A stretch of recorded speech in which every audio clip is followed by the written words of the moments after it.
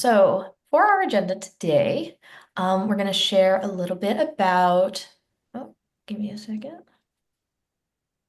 a little bit about who we are, who is Coach, our AI career coach, and then go a little bit into impact evaluation, talking about impact versus implementation, share some of our current research priorities, and then have some time at the end for a little Q&A.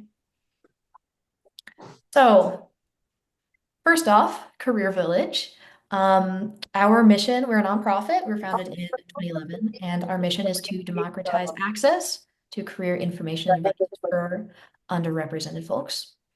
For over a decade, we've been using technology to help people prepare for careers. We have over 175,000 volunteers on our platform. We've reached over 8 million people, over 190 countries. And we have over 10 years experience building this kind of impactful technology.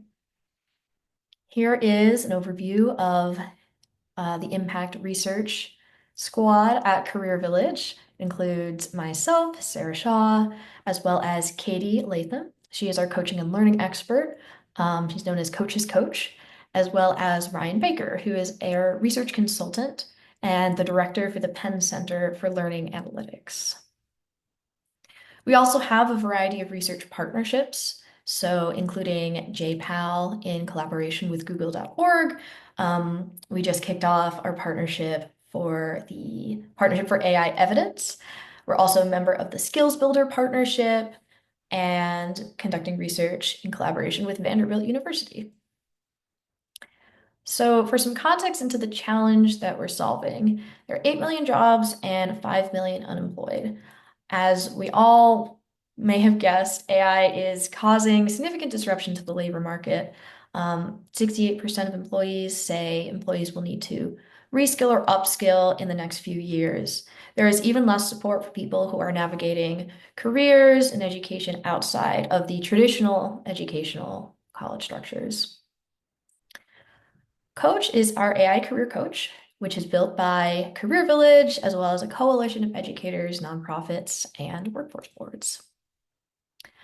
We provide personalized and actionable career education that matches user skills, interests, and goals. We're designed to enhance the capacity of the educators that we work with, never replace. We are tested by over 900 students, educators, and counselors, and there is also an individual learner experience available completely for free on aicareercoach.org if you want to check it out and see how Coach works. Our mission is to have all the info on all the careers, so students can explore any and every career path that they're interested in, discover their strengths, and figure out the best path to get there.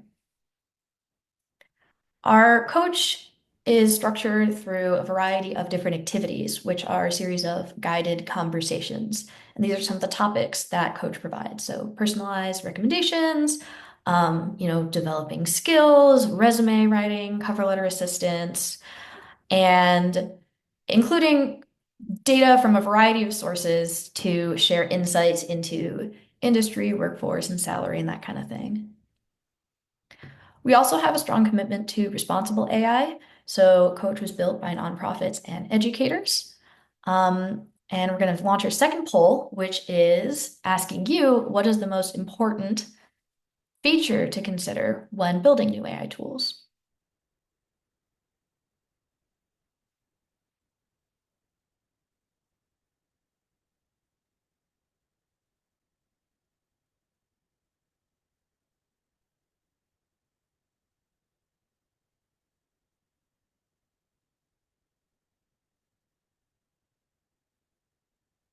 Answers coming in. I'll give just a few more seconds.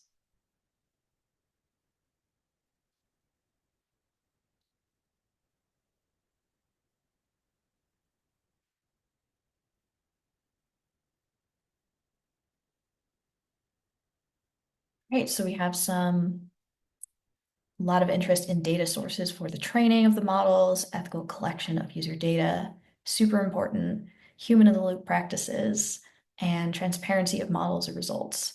Yeah, these are big topics that come up, especially as a data analyst. We're thinking about day to day. So the way the coach thinks about this, we have strong data security, robust content moderation, and safe development practices to support our commitment to responsible AI. We're also a member of the EdSafe AI Alliance, which is a group that is committed to building responsible AI practices and any educational career development tools.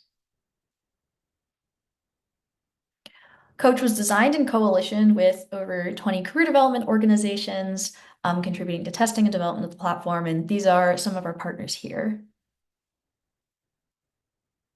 So I want to share a little bit about our beliefs about AI.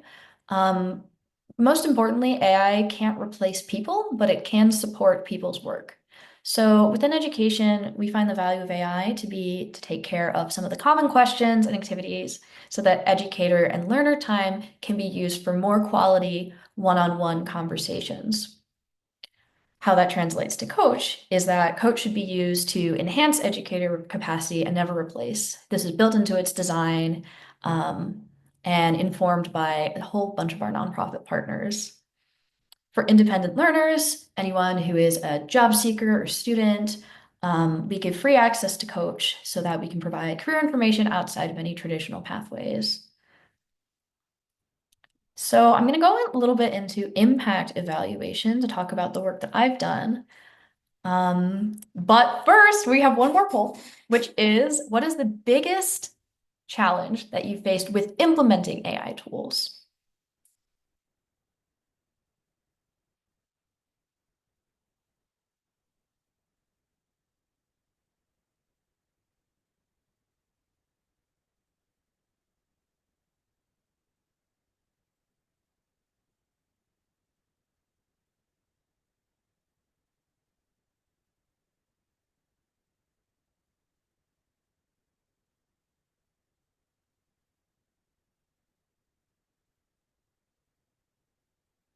I'm seeing the biggest one, people don't know how to make AI work for them.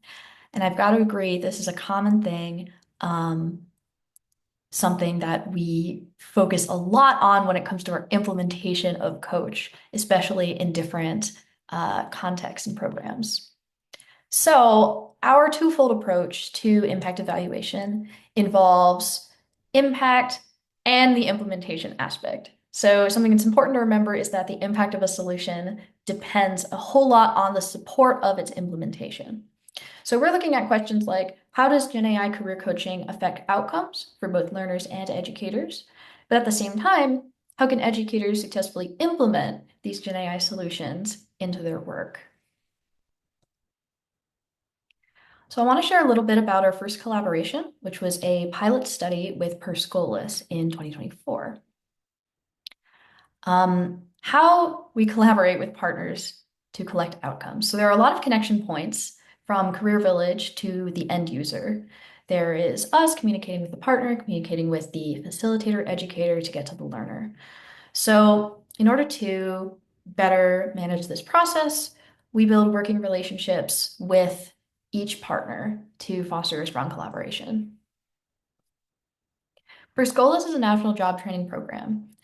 They help historically excluded communities get into technical fields like cybersecurity, software engineering, or IT, and serve primarily low-income adult learners from non-traditional backgrounds.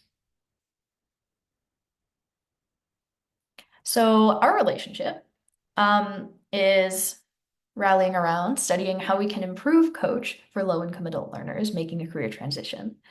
Our funding was receiving a grant by the Bill and Melinda Gates Foundation to study adult job seekers.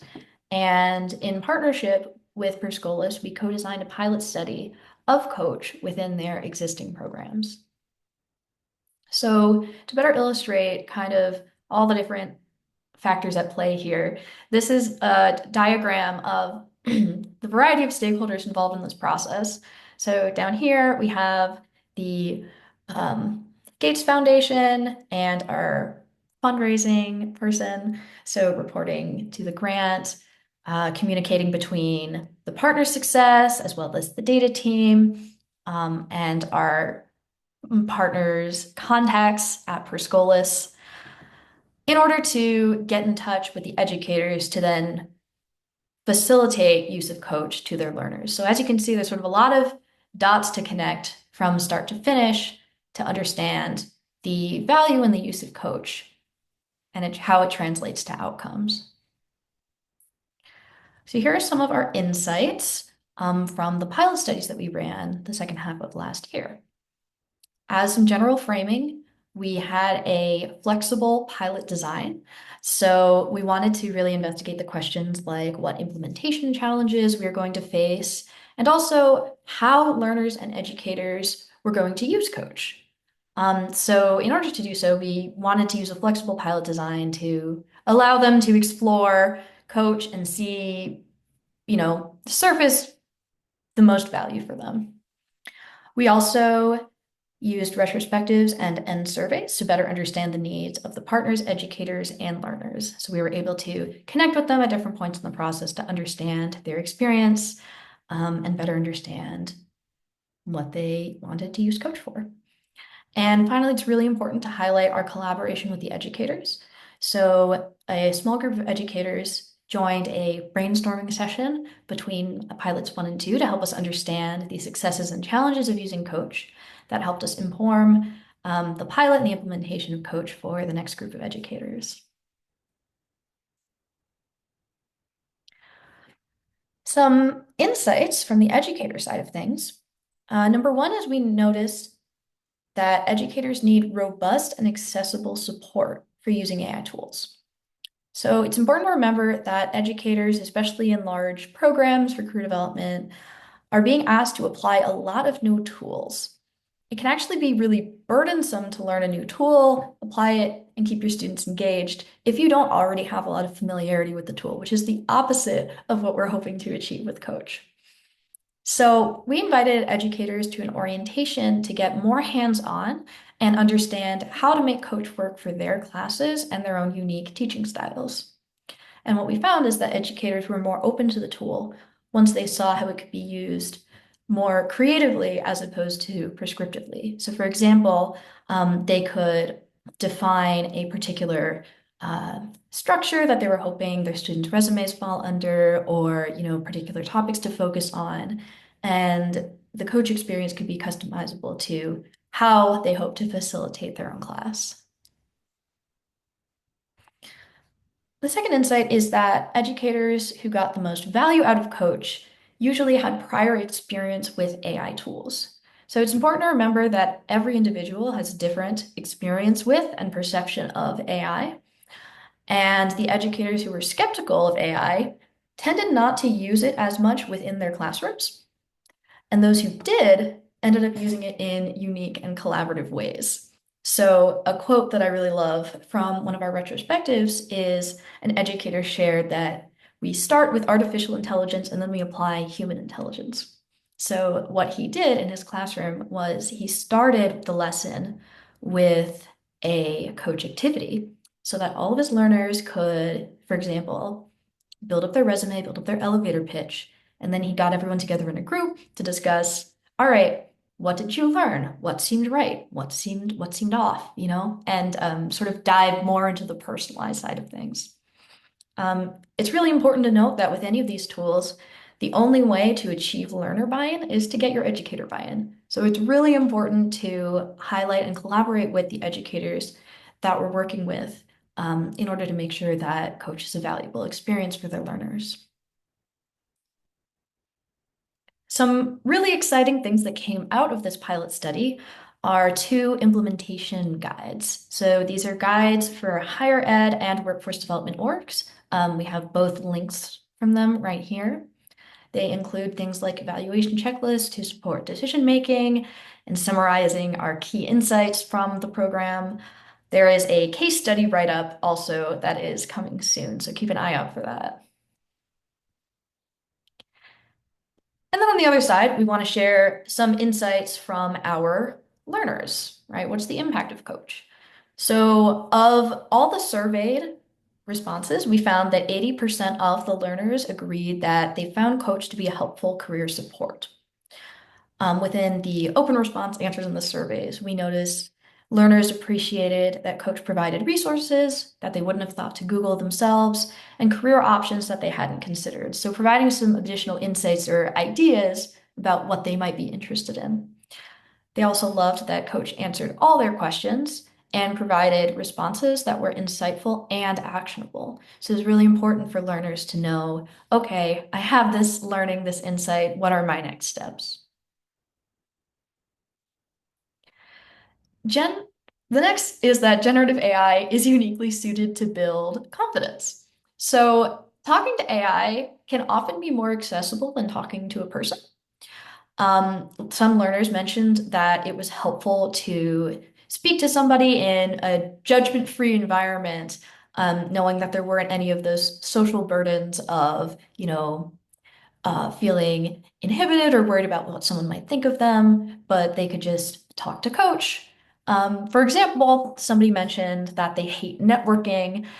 They don't know how to share these thoughts with career coaches, but they felt very comfortable sharing it with coach and to provide some advice without judging. So I think that comfort and security in knowing that they can talk to coach and won't feel judged was really successful in building their confidence and building their trust. Second is that coach has already had a direct impact on career steps. So some learners actually reported taking specific action as a result of coaches' recommendations. One person mentioned that they found a group they can volunteer for to get more experience. Um, Mentioned they found a resource to study Korean, found a blog to read, found a book to read. And this is all attributed to coaches' recommendations of what they could do next to further their career journey. It's also important to note that another value of Coach is the opportunity to use and learn about AI in a structured environment. So Schoolist wanted their learners to learn how to use AI intentionally and across different contexts.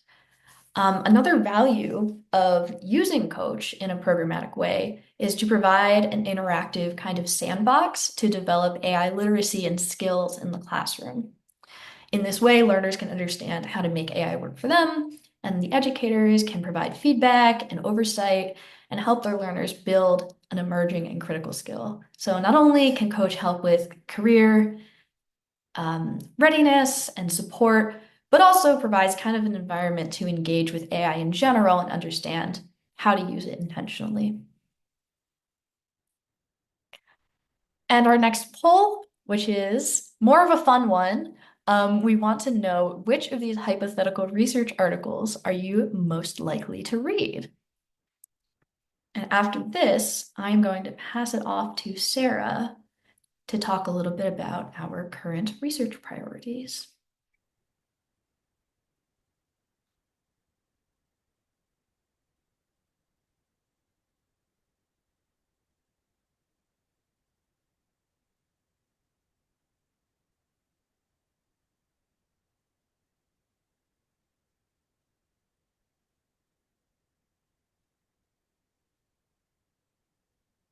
All right, go ahead. Alrighty. So, as we have been building Coach, it's been really important in addition to kind of testing it out with real users and understanding how users and educators work with Coach.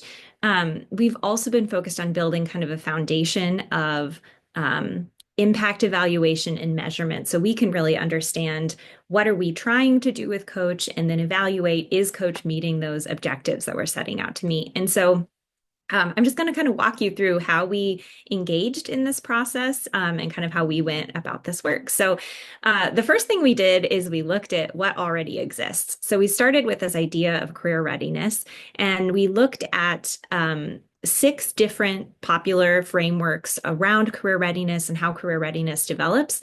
And we kind of took those six frameworks and said, what are the commonalities that these frameworks share? And we developed kind of a set of steps that research would suggest users go through or people go through in order to become career ready. So, how does career readiness happen? First, people come to come with their own set of backgrounds, experiences, and opportunities. And all of those things inform what their career readiness journey then looks like.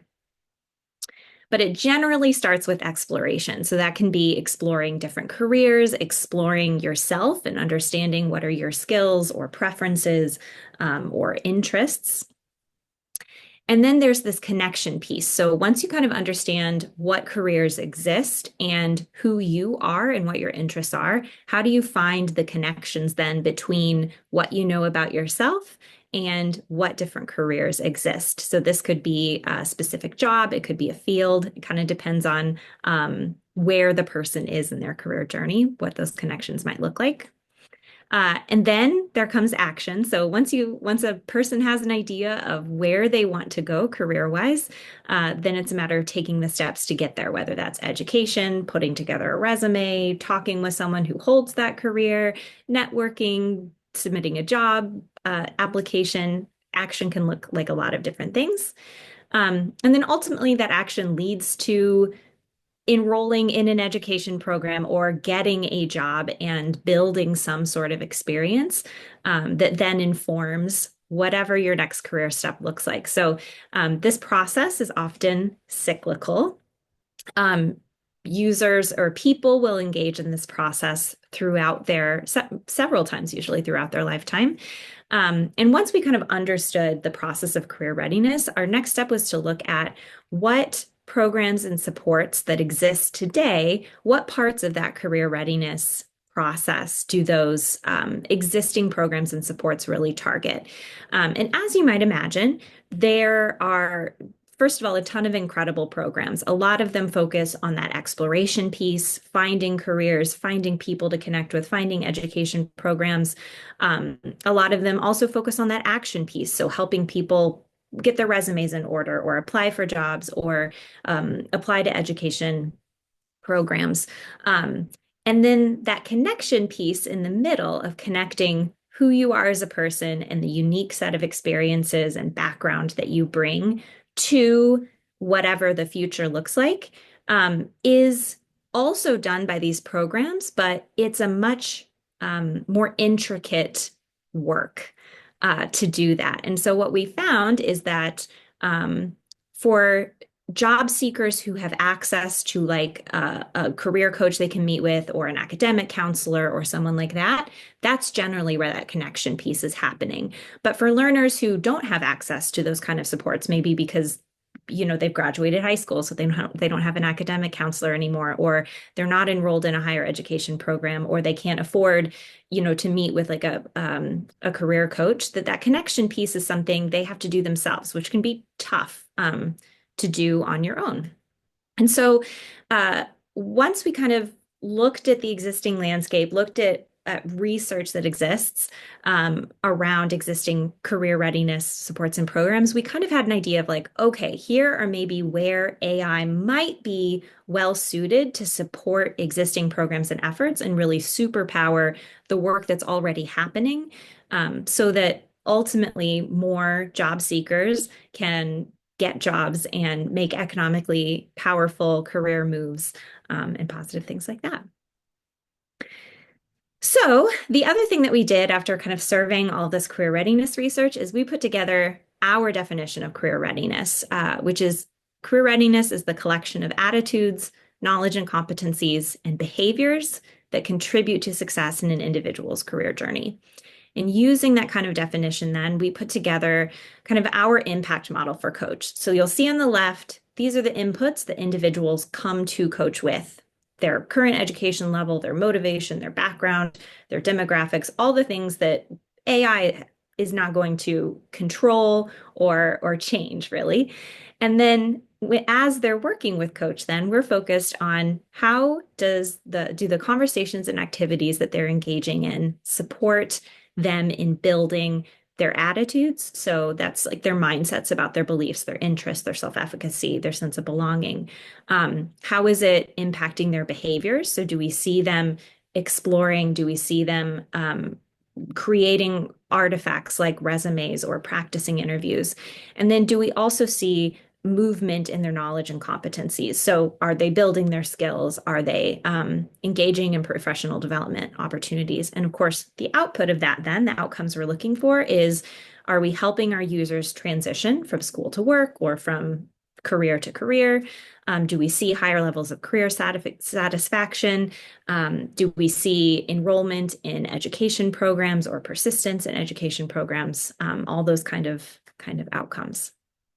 So this is kind of our impact model and what then has kind of guided the additional questions that we've been investigating, which I will kind of talk about now. So um, our work has focused in on kind of three key areas, and I've ordered these from maybe least complex to most complex when it comes to measuring these outcomes. So the first step, we want to understand, are learners taking action on their job search because of Coach?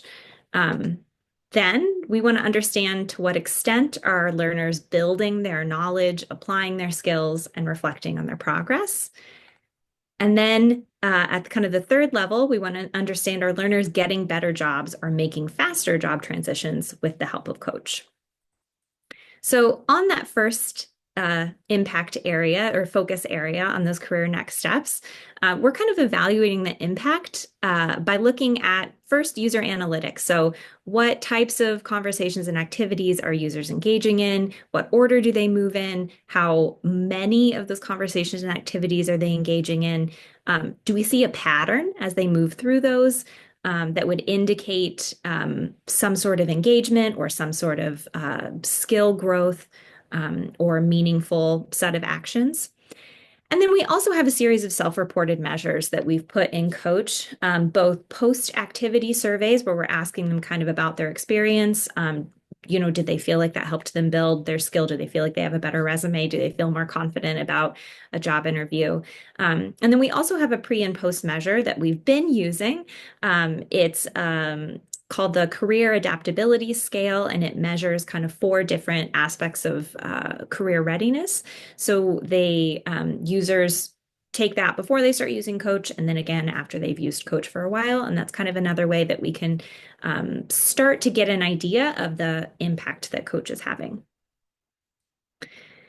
So then on the skill building front, this was a little bit more complicated. One, because skill measurement traditionally has been a time intensive and resource intensive process. So if you think about all the different skills that go into career readiness, there are tools that exist to measure all of those. But as you might imagine, they're all surveys. Some of them are 10 items, some of them are 60 items.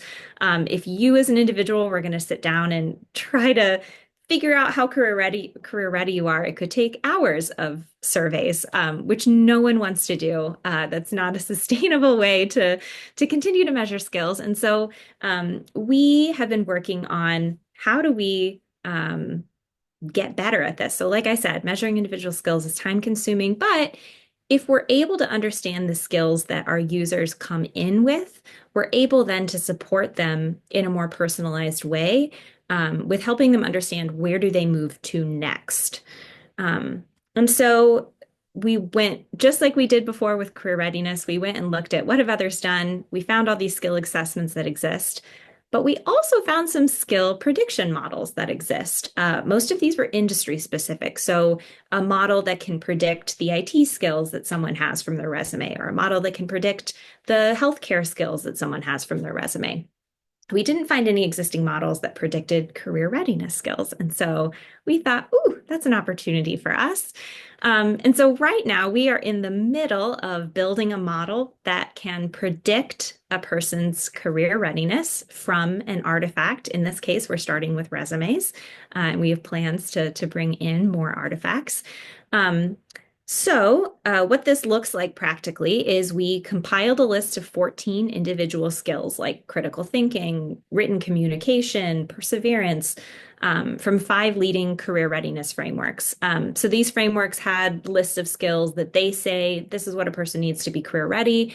We picked the 14 that appeared across all of those frameworks, and kind of said, these are the 14 we're going to start with. These seem to be the most common skills that show up. And then we took a set of resumes from a variety of industries and contexts. So people with just a couple years experience, people with decades of experience. And we looked for evidence of these 14 skills and kind of built a body of words and phrases that communicate these skills from resumes. And so we have this model now. Again, we're kind of right in the middle of building it that can assess both skills that are present from a user's resume, as well as the likely proficiency level that they have with that specific skill. And so the next step with this model is we will be evaluating it this summer with a group of 500 young adult job seekers. We'll have them submit their resumes, which our model will evaluate. And then we will similarly have them take a lot of those skill assessments that I mentioned, and we will kind of compare how does the output of our model compare to those actual validated measures of these skills in order to understand how well our model can actually reflect a person's skills as they appear in their resume, which I recognize is not a perfect representation always of someone's full set of skills. And then we also are working with a university partner to evaluate the equity of that skill detection. So one of the things we acknowledge is that resumes, especially for people who have taken non-traditional career paths, cannot always be a great representation of the skills they actually bring.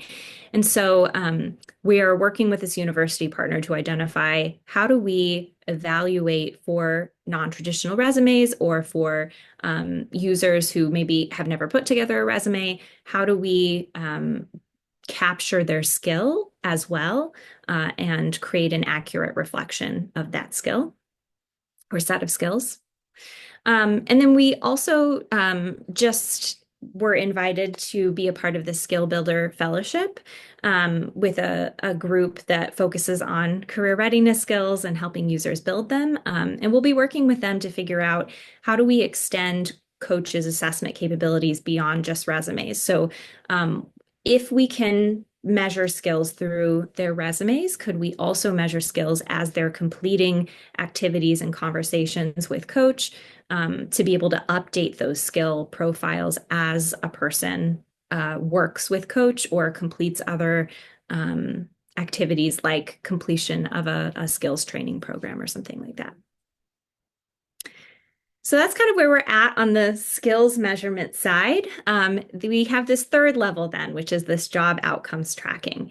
And I would say this is the most complicated piece for us to measure simply because job searching takes a really long time right now. So the average job search right now is 9 to 12 months, which means our users may use Coach for 6 weeks or 3 months or even 6 months and still not have gotten a job. And that may not have anything to do with their hireability or their skill level. It may just be a function of what the market is like right now. And this has implications then on what coach's role is during that very long process. So again, we are working with JPAL and a university partner to look at both what role should an AI tool like Coach play during these potentially extended job searching periods and supporting users and building their skills and their knowledge and the opportunities that are available to them, as well as looking at does interaction with Coach shorten that time period or result in more economically empowering jobs at the end of it compared to users who maybe are not using a tool like Coach. And so to come back to our focus areas, I kind of talked again about how we're measuring our impact around career next steps, our skill building model, and this kind of long-term job outcomes work. But as we've engaged in this work, we've actually kind of added a fourth focus area, which is really what is AI's ideal role in career readiness? And going back to something Abby talked about, we are very, very serious about AI complementing the work of people who are doing this work, career coaches, academic counselors, career counselors, um, all of these different people who already do really important work. And um, we're working hard to figure out when should AI be there supporting a learner and when should AI pass someone off to a human, because a human is better suited to do, this piece of the process. And so that's kind of another big question that with all these other little pieces, we are starting to create an answer for, but are not there yet. And yeah, that's kind of where we're at for right now. So we have one final poll, which is really just opening it up to questions from all of you. We're excited to hear what questions you have based on your own context or questions about anything that we've shared here today.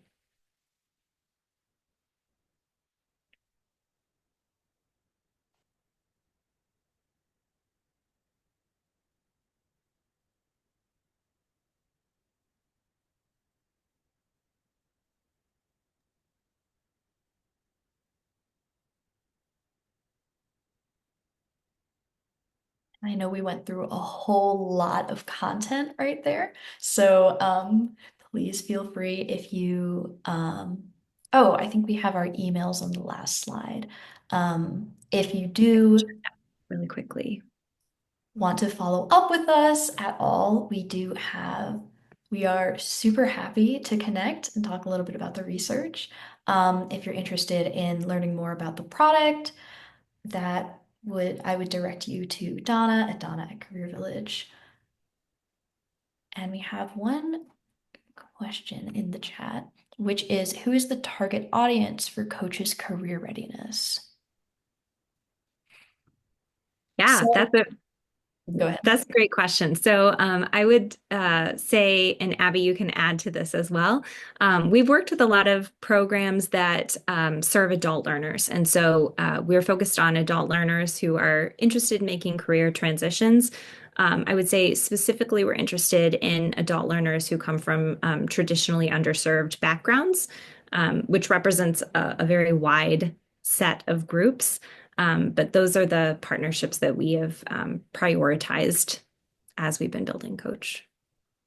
Additionally, I'd also like to plug our flagship site. So CareerVillage.org is our question and answer platform that kind of functions as the Reddit for career advice.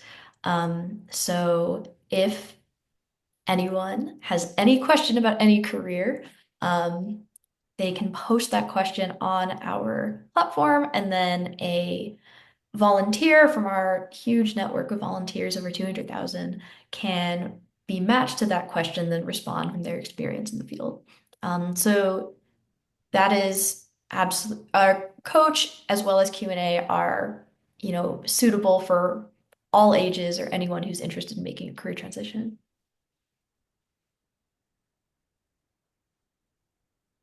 All right, we have another question, which is outside of your own exciting projects, are there other things going on in the AI and career development space that you find particularly interesting, exciting, or worrisome? I can answer this. I think one of the things that it feels very dystopian to me. I don't know if I would say I'm like concerned about it. Maybe that's an accurate thing to say, but I had a friend recently who applied for a job and got invited to an interview that was completely AI. So they received a question, they recorded themselves giving an answer. That answer was evaluated by AI, and then if the AI approved them, they could advance to a human interview level, um, which felt very strange to me and to them. It was not a positive experience. Wow, I haven't heard of that one yet, but that sounds Very super scary. strange. I think there's a lot of good work as well going on in the broader responsible AI space. There was recently um, another framework for implementation of AI tools and considerations to make by the Partnership for AI, I believe. They do some great work with looking at what are the best practices for industry to be aware of when we are, using these tools for more and more things every day. AI chatbots are frequently marketed as a general assistant, but I think what I'm really interested in focusing on is what are the benefits and what are the drawbacks? Where is AI really well suited to have a great impact? And where are humans absolutely essential? Where should AI pass the baton? And I think that research is really critical to understand how and empower more people to navigate this sort of emerging landscape.